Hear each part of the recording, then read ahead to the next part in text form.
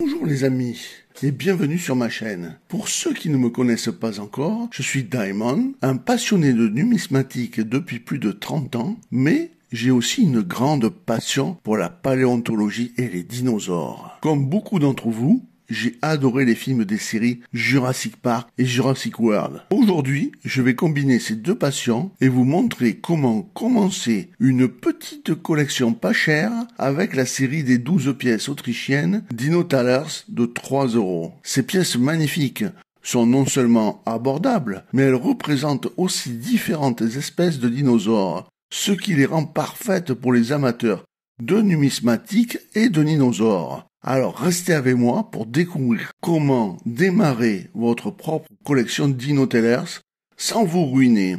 C'est parti pour une aventure passionnante dans le monde des pièces et des dinosaures. Générique!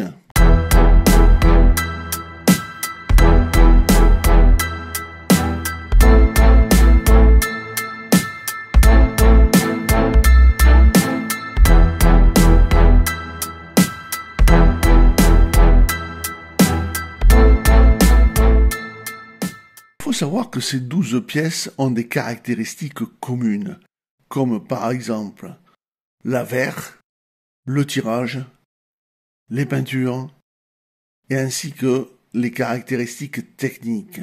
Commençons par les caractéristiques techniques. L'émetteur, c'est l'Autriche. La période, c'est la Deuxième République depuis 1945. Ce type de pièce est une pièce non circulante. C'est-à-dire que vous ne la trouverez jamais dans votre porte-monnaie. Elles ont commencé en 2019. La valeur faciale de ces pièces est de 3 €. La devise est en euros, la composition est en cupro-nickel, le poids est de 16 grammes, le diamètre de 34 mm, la forme est ronde, la tranche est lisse. La technique est une frappe à la presse. Elles sont colorées, et notamment colorées avec des peintures phosphorescentes, c'est pour ça qu'elles luisent pendant la nuit. Je vous montrerai donc les pièces colorisées et les pièces photographiées la nuit. L'orientation est en frappe médaille.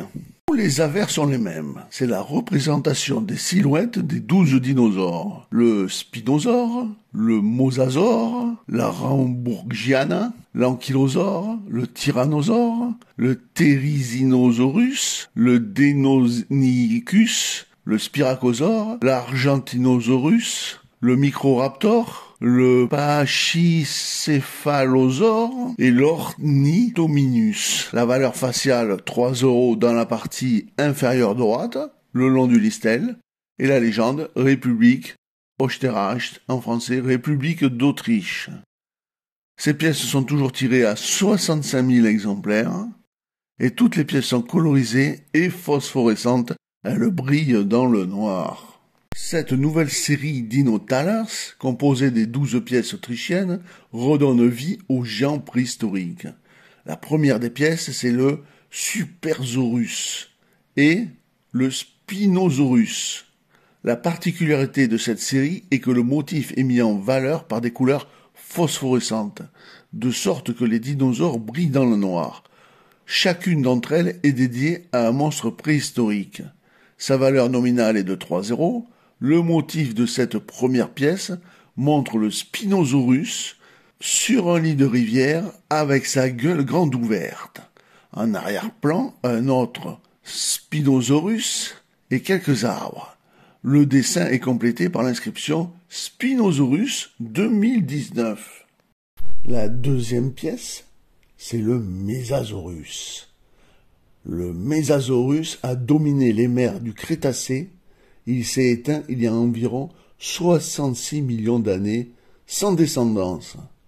Ces reptiles marins descendent de lézards de surveillance qui vivaient sur Terre. Ils sont répandus dans le monde entier et ont développé près de 40 genres différents avec de nombreuses espèces.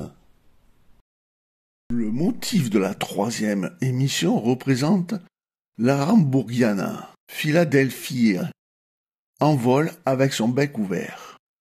À l'arrière-plan, une forêt et un congénère sont représentés. Le dessin est complété par l'inscription Arambourgiana 2020.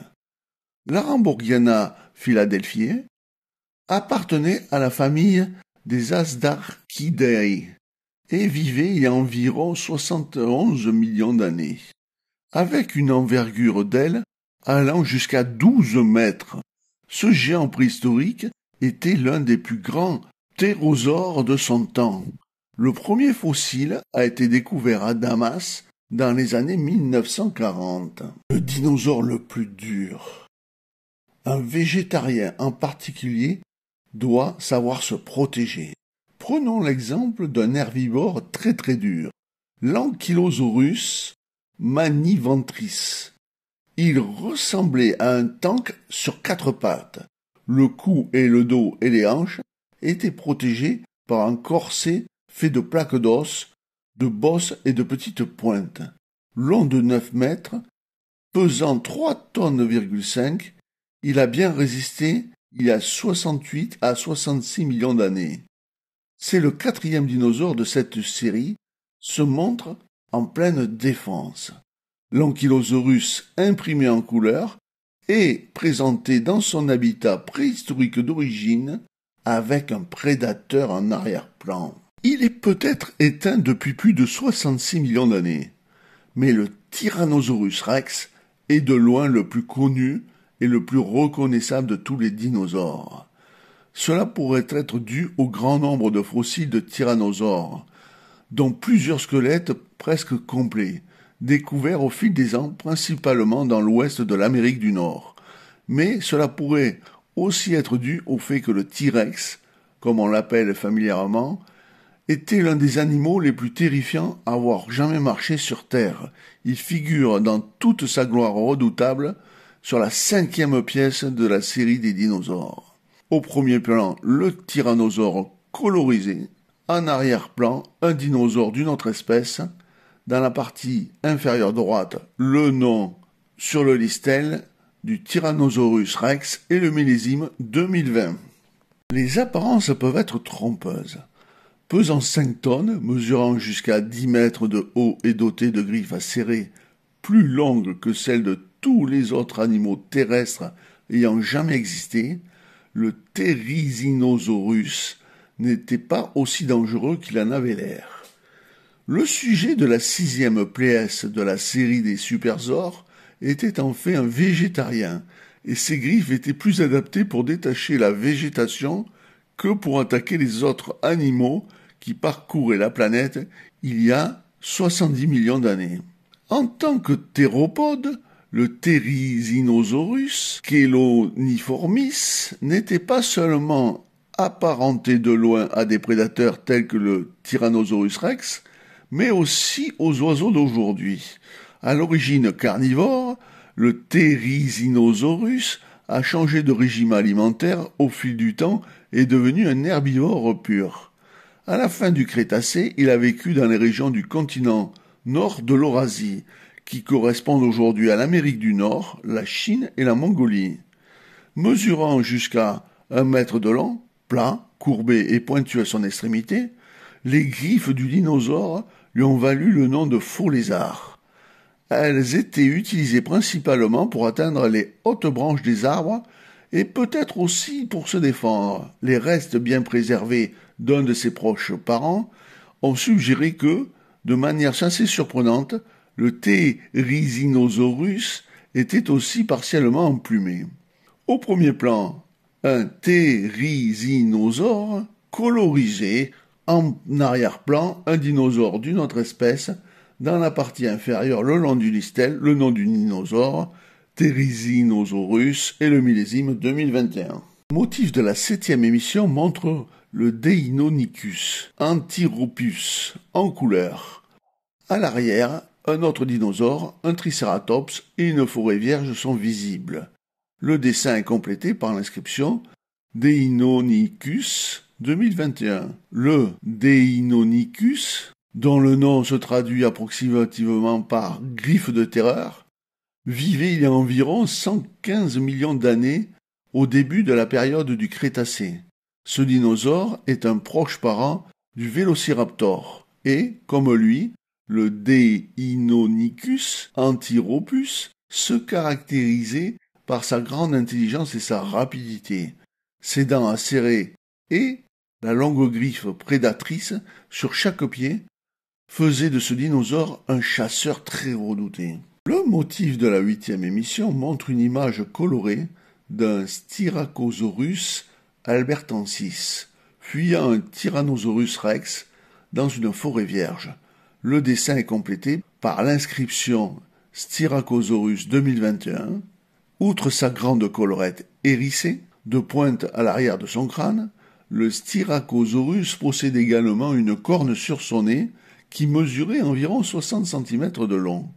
Son physique était plutôt trapu et massif, et sa bouche ressemblait au bec d'un perroquet. L'herbivore, qui vivait au Crétacé supérieur, en Amérique du Nord, mesurait plus de 5 mètres de long et pesait un poids considérable de 3 tonnes. Le motif de la 9e émission montre une image colorée d'un Argentinosaurus uinculensis, entouré d'une forêt vierge et d'un autre conspécifique. Le dessin est complété par l'inscription Argentinosaurus 2021. L'Argentinosaurus vivait il y a environ 100,5 à 93,9 millions d'années au Crétacé supérieur en Argentine.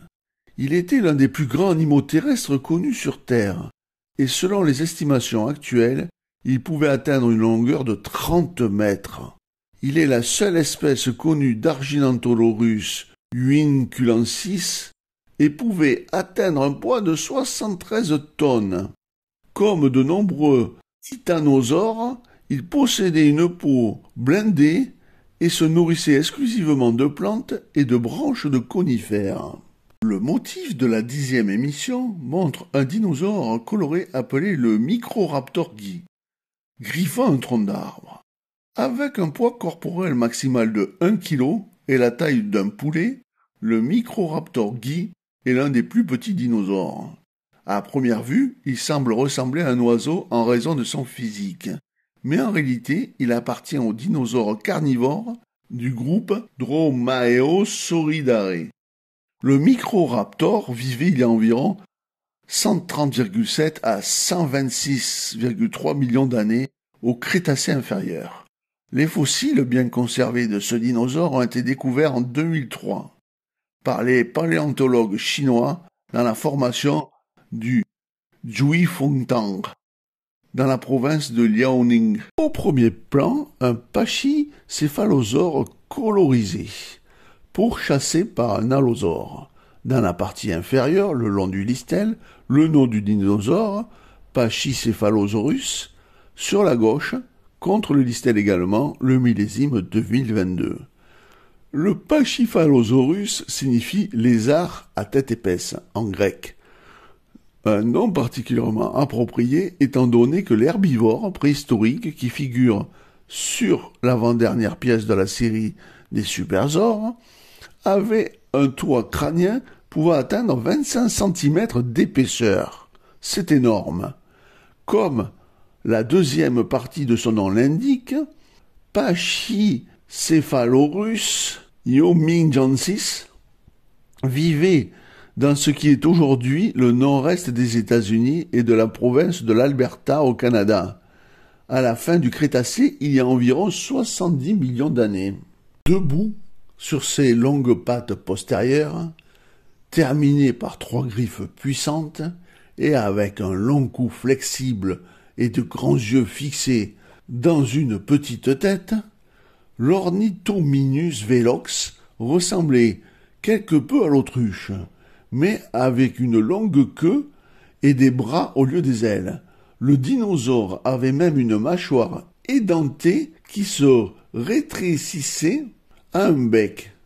Pesant environ 150 kg et mesurant 4 mètres de son bec au bout de sa longue queue, l'Ornithominus avait des jambes inférieures nettement plus longues que ses cuisses et des os métatarsiens allongés.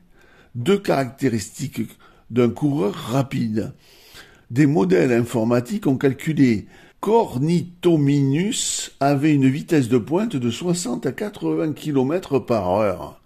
Mais ses puissantes griffes postérieures suggèrent qu'il était capable de se défendre et n'utilisait pas seulement sa vitesse pour échapper aux attaques.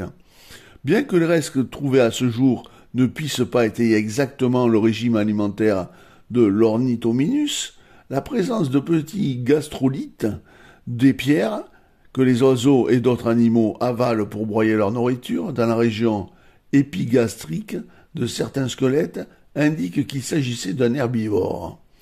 Cela dit, l'Ornithominus aurait également pu se nourrir de petits reptiles et d'insectes, une autre similitude avec l'autruche, qui, malgré un régime principal végétal et employant des gastrolithes, mange également des chenilles et des sauterelles.